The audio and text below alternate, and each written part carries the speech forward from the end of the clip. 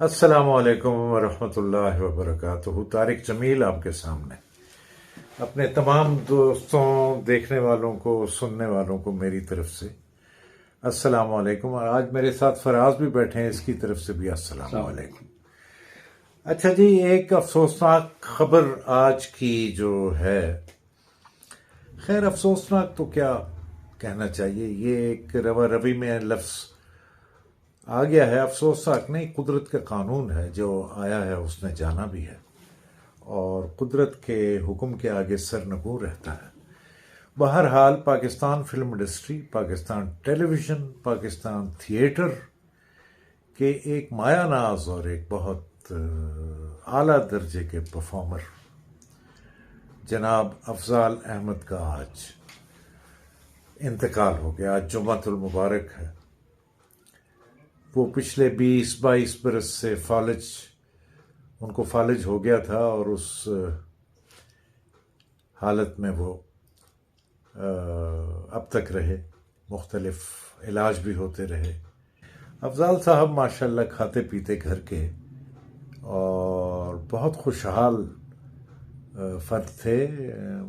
ज़िम्मेदार बैकग्राउंड था इनका, झंग के रहने वाले थे और वेल ऑफ थे। इन्होंने एक बड़ा, जब से ये शोबिस में आए तो इन्होंने एक भरपूर जिंदगी गुजारी। अल्लाह पाक के काम है, अल्लाह की कुदरत है, वो अपने कामों को बेहतर जानता है कि क्यों 20 बरस से वो साहिब फराश हो गए और बिस्तर से जा लगे। फालिज का अटैक हुआ, बोलने से माजूर हो गए और दिन पर दिन कमज़ोर होते गए। लेकिन उनके क्रेडिट पर जो सबसे बड़ा काम है वो है कि फिरोजपुर रोड पर तमासील थिएटर उन्होंने कायम किया। उनका शौक था कि पाकिस्तान में एक मॉडर्न थिएटर हो, और जब वो शुरू हुआ तो पाकिस्तान का वाहिद वो थिएटर है कि जिसका स्टेज रिवॉल्विंग बनाया गया और उस पर बैक वक्त 4 सेट लग सकते थे। और वो जो पहला ड्रामा इन्होंने किया, जन्म जन्म की मैली चादर, वो पर्दा जब गिरता था और वो रिवॉल्व करके दूसरा सेट सामने आ जाता था और पर्दा खुलता था, और 4 सेट जो हैं बैक वक्त 4 एक्ट्स में आवाम महसूस होती थी। और वो जो प्ले है जन्म जन्म की मैली चादर, वो लगभग फराज कितने साल चलता रहा? कि मेरा ख्याल है कि 4-5 साल कंटिन्यू चला है। कंटिन्यू 4-5 साल चलता रहा। उसमें कास्ट चेंज होती रही, लेकिन बेसिक जो स्क्रिप्ट है और बेसिक जो ड्रामा है वो वही चलता रहा। ये उनके क्रेडिट पर एक बहुत बड़ी बात है। उन्होंने फिल्मों में जो किरदार अदा किए तो वो एक बहुत लंबे अरसे के बाद एक ऐसा विलन देखने वालों के सामने आया जिसकी गरजदार आवाज़, जिसकी एक बारोब शख्सियत और जिसका डायलॉग बोलने का अंदाज सबको बहा पाया। टेलीविज़न में भी वो काम करते रहे और मुझे नहीं अच्छी तरह अंदाज़ा कि आया पहले वो फिल्मों में गए या टेलीविज़न पर आए, लेकिन मुझे इतना ज़रूर मालूम है कि हमारे उस्ताद मोहतरम जनाब यावर हयात साहब के वो बहुत पसंदीदा अदाकार थे। जी। और अफजाल साहब मरहूम, हमारे अशफाक अहमद साहब जो हमारे बड़े नामी ग्रामी राइटर हैं मरहूम, उनके बड़े पसंदीदा अदाकार थे। एक ड्रामा मेरे जहन में घूम रहा है, नंगे पाँव। वो अशफाक साहब का ड्रामा था, एक मोहब्बत सौ अफसाने में है गालिबन, नंगे पाँव। यानी वो अकबर बादशाह जो है वो नंगे पाँव मन्नत मानने के लिए निकलता है और सलीम चिश्ती के मज़ार पर मन्नत मानता है। एक वो प्ले था, वो बहरहाल अशफाक साहब ने अपने अंदाज में लिखा।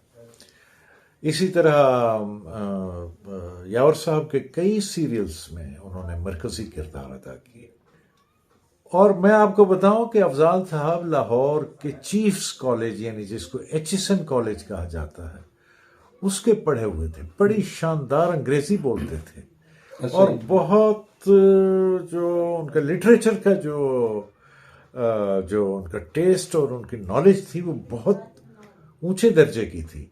लोग तो महज समझते हैं ना कि पंजाबी फिल्मों का विलन है लेकिन आप इससे अंदाज़ा लगाएं कि वो एक ऐसा एजुकेटेड आदमी जिसने चाहा कि लाहौर में या पाकिस्तान में एक ऐसा थिएटर बनाया जाए जो वर्ल्ड क्लास फैसिलिटीज़ के साथ लोगों को एंटरटेन करे, और वो करता भी रहा।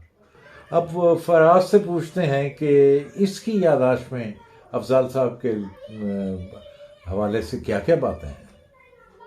अफजाल साहब बहुत बहुत बहुत प्यारे आदमी थे। वो जैसे स्टूडियो में इन होते तो गेट से शुरू होते थे लोगों के साथ हंसी मजाक, किसी को गाली निकाल रहे हैं, हंस रहे हैं, और अपना फ्लोर तक जाते जाते कोई आधा पौना घंटा लगा देते थे। अच्छा। तो लोगों से मिलते, गप लगाते, ना कभी किसी को उनसे शिकायत हुई है कि अफजाल साहब ने हमें ये कहा है, ना उनको किसी से कोई शिकायत थी कि मुझे ये कहा। वो इतने जिंदा दिल थे, जो किसी ने कहा उसके साथ ही वही हा हा हा करके छोड़ के चले गए।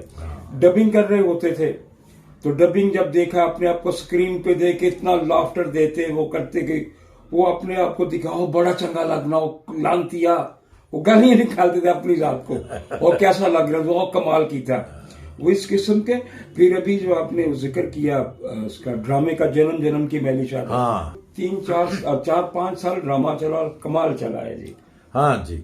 और मैंने तो ये भी सुना है, और बल्कि सुना क्या है, यही शायद हकीकत है कि जन्म जन्म की मैली चादर किसी एक राइटर का लिखा हुआ नहीं था।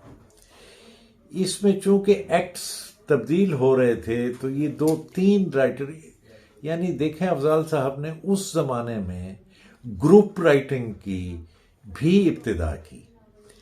अब ये है कि हमारे यहाँ असल में भूल जाते हैं लोग कि किसने क्या किया है क्या नहीं किया, और ख़ास तौर पे ये शोबिस जो है, ये तो एक ऐसी लाइन है कि तो बिल्कुल ही यूँ समझ लें कि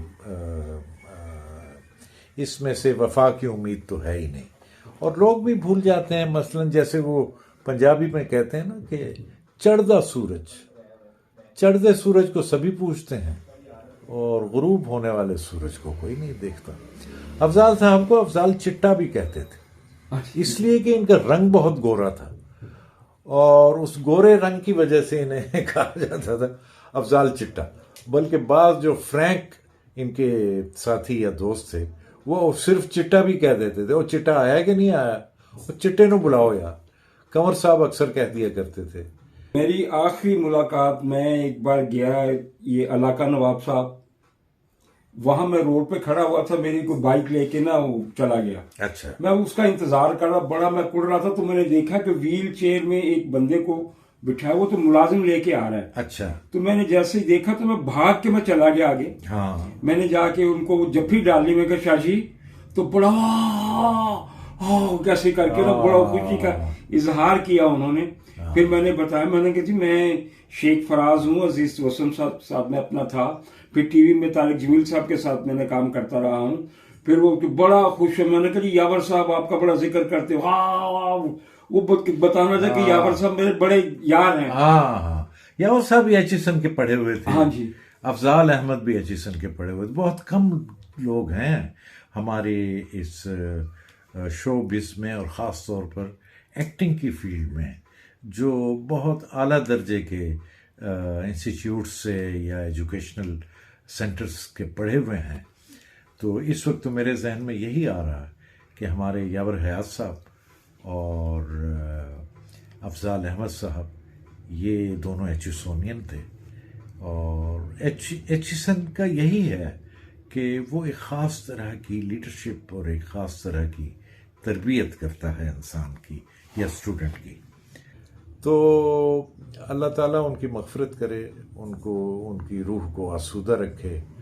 हम दुआ गो हैं कि उनके लिए अगला जहान बहुत आसूदगी का बायस हो, और इस दुनिया में और यहाँ रहते हुए बज़ाहिर तो लगता है कि वो किसी को उन्होंने कोई तकलीफ नहीं दी, नहीं, लेकिन अगर अल्लाह की नज़र में या उसकी मखलूक में से किसी का दिल भी अगर दुखा है उनके लिए, उनसे, तो मखलूक से तो यही इस्तदा है कि वो